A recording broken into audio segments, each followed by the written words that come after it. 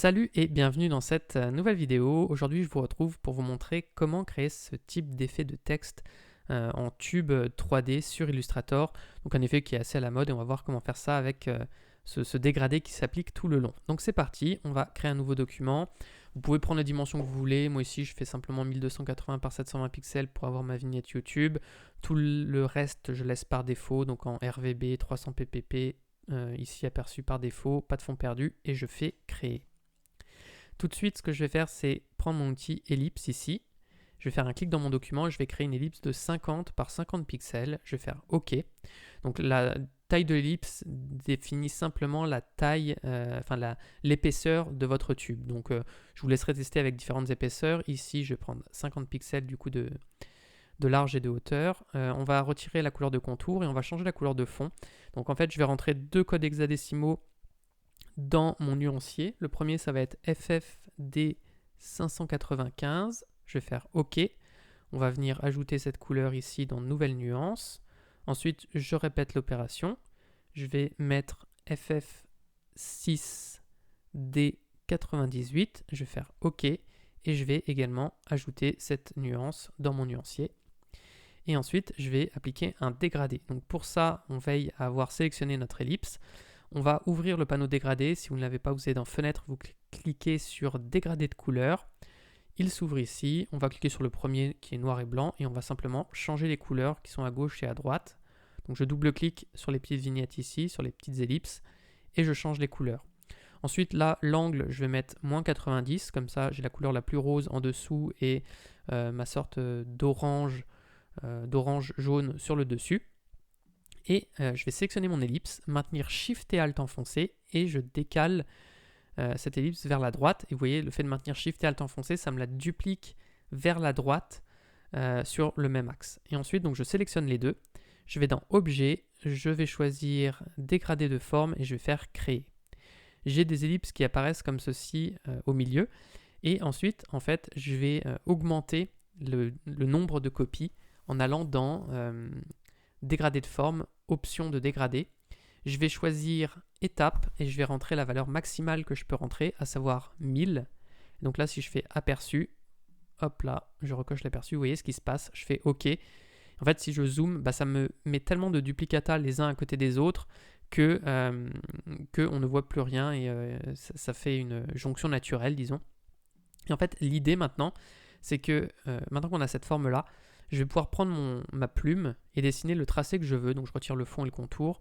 Je peux dessiner le tracé que je veux. Donc admettons que je fasse une forme très abstraite. Hop là. Et ensuite, je vais sélectionner mes deux formes. Donc j'appuie sur V. Je reprends mon outil de sélection pour sélectionner mes deux formes. Je vais aller dans Objet. Je vais choisir Dégradé de forme et je vais mettre Remplacer le chemin. Et là, vous voyez, en fait, ça m'applique ma forme qui disparaît. La forme d'au-dessus disparaît et s'applique en fait sur mon tracé. Donc l'idée maintenant, si on veut le faire sur un texte, ça va être tout simplement donc, de supprimer ce tracé, donc j'annule ça. On va garder ça en mémoire, donc quand je le mets en dehors de mon document. Je vais prendre l'outil texte, je vais écrire 3D.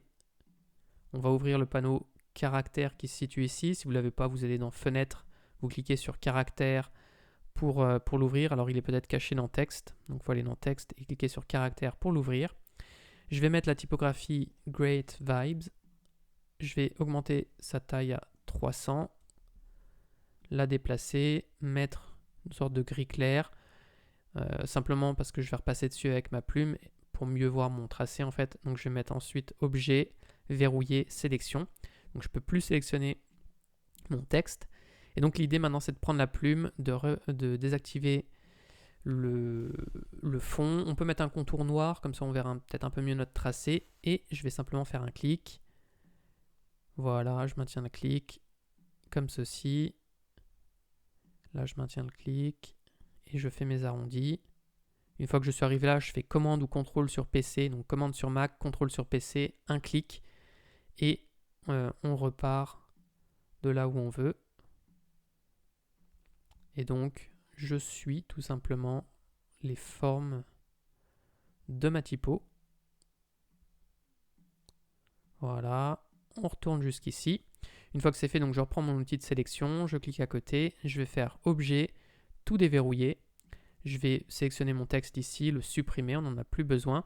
Là, je vais vérifier que mes tracés sont bons, donc je peux prendre l'outil sélection directe ici, cliquer sur mes tracés, et puis j'hésite pas à retravailler les arrondis si jamais je les ai pas très bien placés.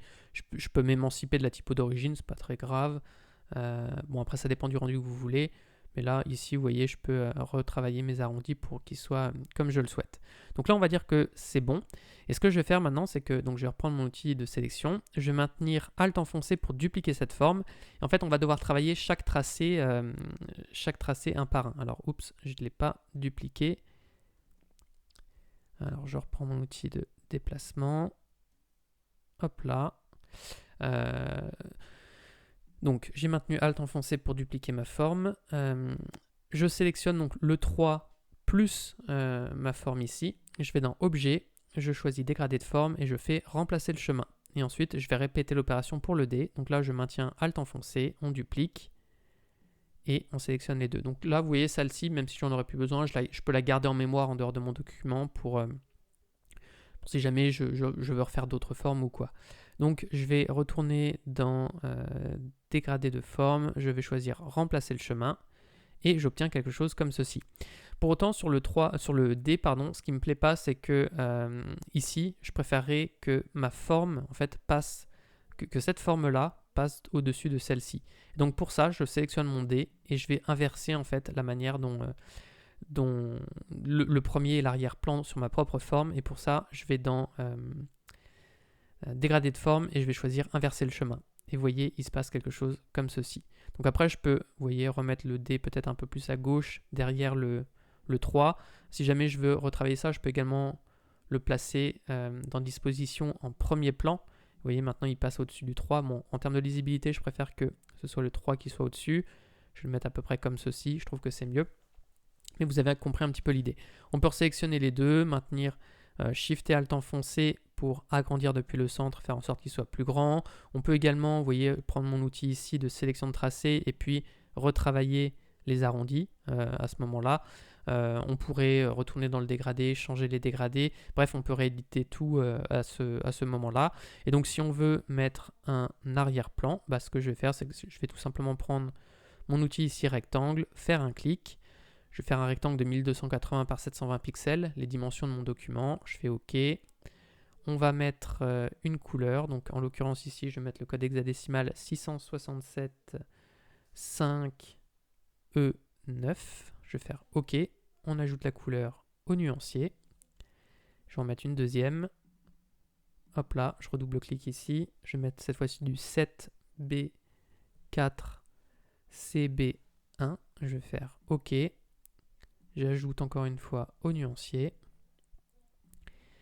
On va mettre notre objet centré sur notre document. Je peux faire objet, disposition, arrière-plan pour le mettre tout derrière. Et ensuite, je vais dans dégradé encore une fois. Je sélectionne mon dernier dégradé et je change simplement les couleurs qui s'affichent ici.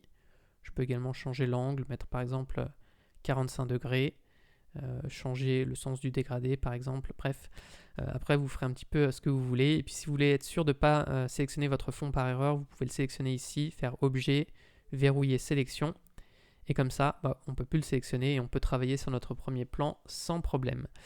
Donc voilà comment réaliser cet effet sur Illustrator. J'espère que ce tutoriel vous aura plu. Si c'est le cas, je vous invite à mettre un like et à vous abonner à la chaîne, et j'en profite aussi pour vous dire que j'ai créé une formation offerte d'1 heure pour vous aider à débuter sur Illustrator. Si ça vous intéresse, vous avez juste à cliquer sur le lien qui est dans la description. Sur ce, moi je vous dis à bientôt pour une prochaine vidéo.